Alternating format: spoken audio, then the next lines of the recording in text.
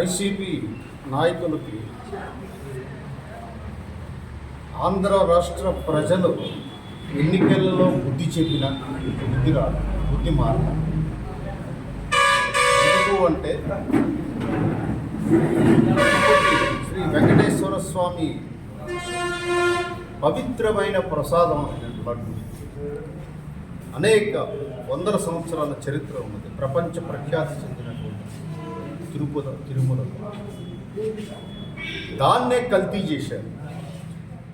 కల్తీ చేసి సిట్టు ఏదో వాళ్ళకి క్లీన్ రిపోర్ట్ ఇచ్చినట్టు అభూత కల్పనలతో ప్రజలని తప్పుడు మార్గం పట్టించి కూటమి నాయకుల్ని ఆరోపణలు చేయడము, కించపరచడం మొదలు. ఏ సిట్టు కల్తీ అవ్వలేదని ఇచ్చిందా? మీకు తెలుగు చదవడం వచ్చినా రాదా? నాయకులకి ఇంగ్లీష్ అంటే అలాగే రాదు, మీకు బూతులు బాగా వచ్చు.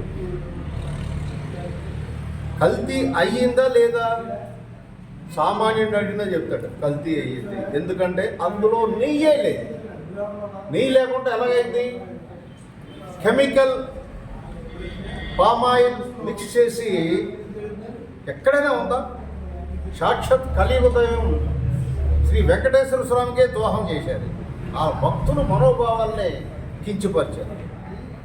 కొన్ని లక్షల టన్నులు పామాయిల్ ఎందుకు ఉన్నది టీటీడీ. అలాగే టీటీడీ గతంలో టెండర్ కండిషన్స్ని ఎందుకు తగ్గించింది? దాని వెనక ఉద్దేశాలు ఏంటి? ఇవన్నీ ప్రజలకు తెలియదు అనుకుంటున్నారా? మీద చెప్తున్నాను, ప్రజలకు ఆలోచించమని. ఇంత తర్వాత వైవి సుబ్బారెడ్డి పిఏకి ఢిల్లీ ఎంపీలో బాంబేలో ఆయనకే పని?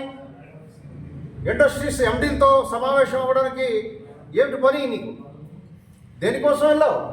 హవాలా మార్కెట్ డబ్బులు కలెక్షన్కి వెళ్ళావా? అవినీతి జరిగింది, కల్తీ జరిగింది.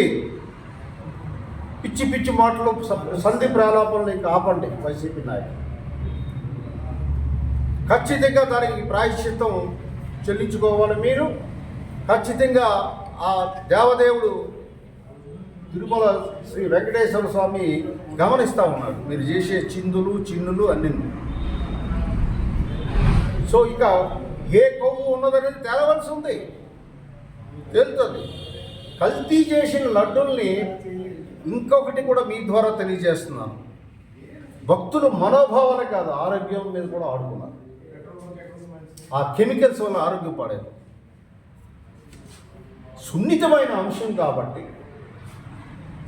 భక్తులు, ఇది తిరుపతి అంశం కాబట్టి మేము సంస్కారంగా ఉంటే మీరు పిచ్చి వాగుడు వాగితే మేము మాట్లాడలేమా? మీరు చేసే కార్యక్రమాలన్నీ చాలా డేటా ఉంది మా దగ్గర, ఎక్కువగా మాట్లాడకండి. మీరు కల్తీ చేశారు, కల్తీ లడ్డులు తయారు చేశారు, అవినీతి చేశారు. అందులో 250 కోట్ల హవాలా మార్గంలో మీరు మీ బొక్కసంలోకి వెళ్ళాయి డబ్బులు.